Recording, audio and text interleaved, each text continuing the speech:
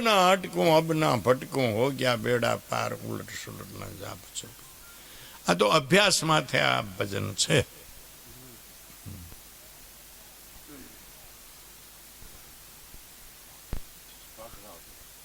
સાધના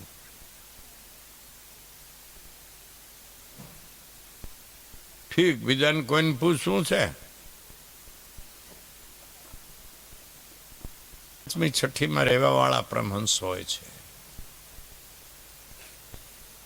એટલી વૃત્તિ સદાય આત્માકાર રહે છે. હું જગત અહીંયા ક્યારેક સપના જેવું પ્રતીત થાય છે, નકો નથી થતું.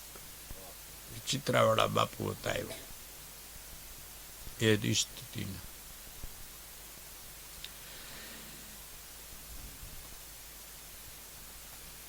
તો જે પરમાત્મામાં, જે ચેતનમાં આઠો પોરને સદાય જેની વૃત્તિ રહેતી હોય,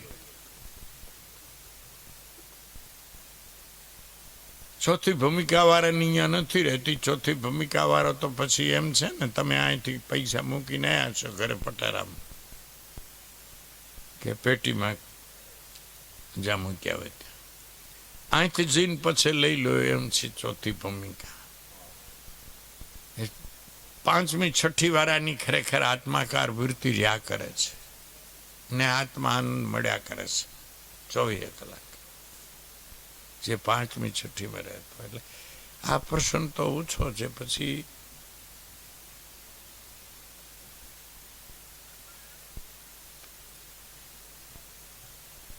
એ 3 માત્રા ઓમની છે, અકાર ઉકાર ને મકાર.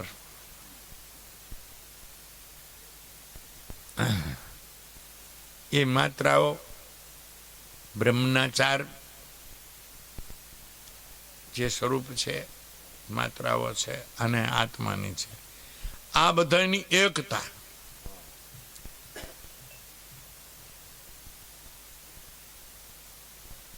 ધરણ ગગના હા બિના મૂલુઆ વૃક્ષ હે જીના કે ધૂપ ન છાય, પાત પાત અમીર જરે પીએ જીહાને પતાય. ઈ અમૃત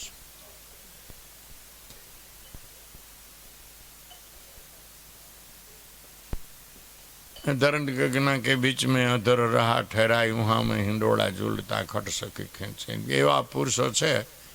તો ઉપરની જે 3 ભૂમિકાઓ છે, અસંશક્તિ પદાર્થ ભાવિની તુરિંગા. આ નીચેની છે શુભેચ્છા સુવિચારણા તનુ માનસા. ચોથી ભૂમિકા હિંડોળો છે. વિશેષ આવીને ચોથી ભૂમિકામાં જેની એવા પુરુષોની વૃત્તિ રહે છે, ઉપરનો જે અનુભવ કરી આવ્યા છે એને, તો એને ઉંબરામાં દીવો મૂકો તો બારે પ્રકાશ પડે, ઓસરીમાં અને અંદર ઘરમાં પડે, એવી રીતે એની વૃત્તિ હોય છે. એટલે આ પ્રશ્ન તો ઘણો ઊંચો કહેવાય. આ કાંઈ બધાને આમાંથી કાંઈ મળે એવો નથી. આ એટલો ઊંચો પ્રશ્ન છે. હા, કોક બધાને કામ આવે એવો હોય તો સારો પ્રશ્ન.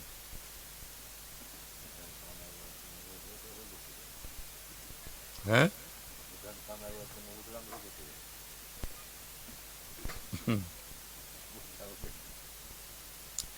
સમજે એમ નથી કોઈ. હું એટલું બધું બિચારાને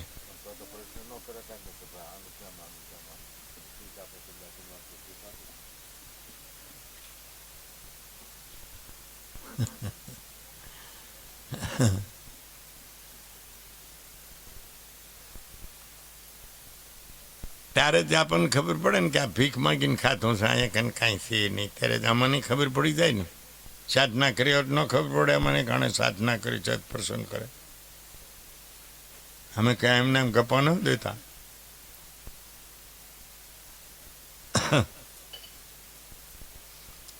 મને વિદ્વાન આમાં બહાર દીવી ગયા સુધી પ્રશ્નો ન ખૂટવા ગયું. પૂછવા વાળાને શું વાંધો છે? હા હા, પૂછી જ લેવાનું. એટલે આમ વાત છે. હું કહીને બોલાવતા? હે દેવી, હે પ્રિય, હે પ્રાણેશ્વરી, હે જગતજનની, તમે શું કહીને બોલાવો બધા? હા, શું નડે? એટલે આપણે બાપે કર્યું એમ કર્યા એમ શું વાંધો આપણાને? આપણા શિવજી ભગવાન છે ને, તો પાર્વતી માતાને ડાબી હથોળ માથ બેહારે દુનિયા દેખે એમ. લે તો એણે એમ કેવું કર્યું? એને તો કાંઈ શરમ ન આવી, આપણને શરમ આવે. હે,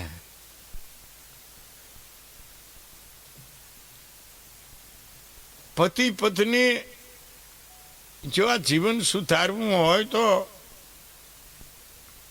પતિ છે તો પત્નીને દેવી રૂપ માને, દેવી ભાવ રાખે. પત્ની છે તો પતિમાં ઈશ્વર ભાવ રાખે. આ આપણા ઋષિ મુનિઓનો સિદ્ધાંત છે.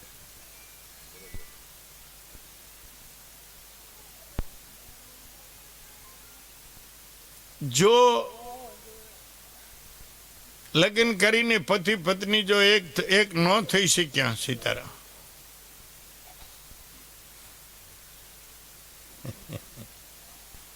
ભલા હવે તો હું થાકી ગયો, ત્યારે તમે આયા બધા પીડા વગરના માણસો હોય બધા. એમ હરાડા ઢોર જેવા ક્યાંક હાલતા કોકના ખેતરો આવે, બે મોં ભરી લેવાના. હોય પીડા હોય તો ટાઈમે પહોંચવું જોઈએ સત્સંગમાં.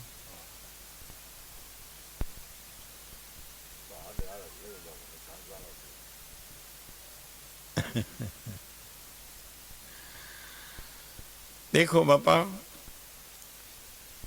જે સત્સંગ પીડા વગર થાય છે એમાં કાંઈ પણ વરવાનું નથી. તમે ખોટો તમારો સમય બગાડો છો અને કાંઈ ખર્ચ કરો છો એ ફેલ જાય છે.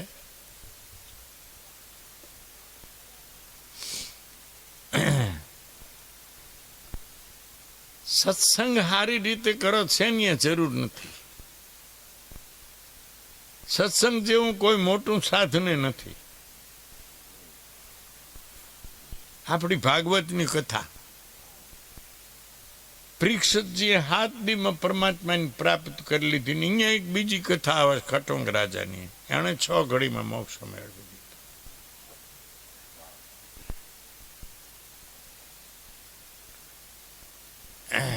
પણ સત્સંગ પીડાથી કરો તો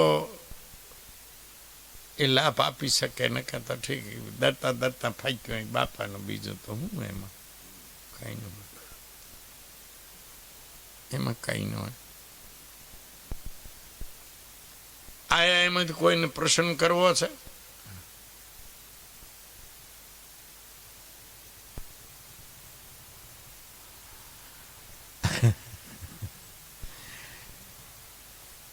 દેખો, પ્રસન્ન કોને ન થાય ને કોને પ્રસન્ન થાય? સાધના કરતો એને પ્રસન્ન છે ઠેઠ સુધી, ઠેઠ નિર્વિકલ્પ સમાધિ સુધી પ્રશ્નો થાય છે. અને સાધના કરતો નથી ને કરવી નથી, અને આખી જિંદગી બેઠો એને પ્રસન્ન જ ન થાય. એ તો અહીંયા આ સત્સંગમાં આવે એટલે કે અમે ગયા હતા સત્સંગ કરવા, બસ એમ સત્સંગ નથી થતો. સત્સંગનો અર્થ થાય છે ખોટો છે એને કાઢી નાખવું, અને જે સત્ય પરમાત્મા છે એને સમજવા. ટૂંકો અર્થ આ થાય એનો, ઈ સત્સંગ. સત્યની પ્રાપ્તિ કરવી ને ખોટું છે એને કાઢી નાખવું, અથવા તો એમાંથી મોહ ઉઠાડી લેવો, એને સત્સંગ. જ્યાં જાઓ અહીંયા ક્યાંય પ્રસંગ નથી થતો તો શું? તમે બોલો એ બરાબર કહે છે, તમે બોલો એ બરાબર. એટલે ભાઈ, તારે ક્યાં પીડા હશે, દુઃખ તું ક્યાં હશે, તારે રોગ ક્યાં હશે ને હું ક્યાંક સોંપડી દઈશ નહીં. તું કે કાંઈ મને રોગ છે તો અહીંયા સોંપડો. હા, દાન કરાવો. હું પ્રસન્ન કર, ભક્તિઓ છે કર, કર્મ વિશે કર, જ્ઞાન વિશે કર. પ્રસન્ન કર તો ખબર પડે જવાબ મળે છે કે નહીં. પણ કાંઈ કરવું નથી ભાઈને.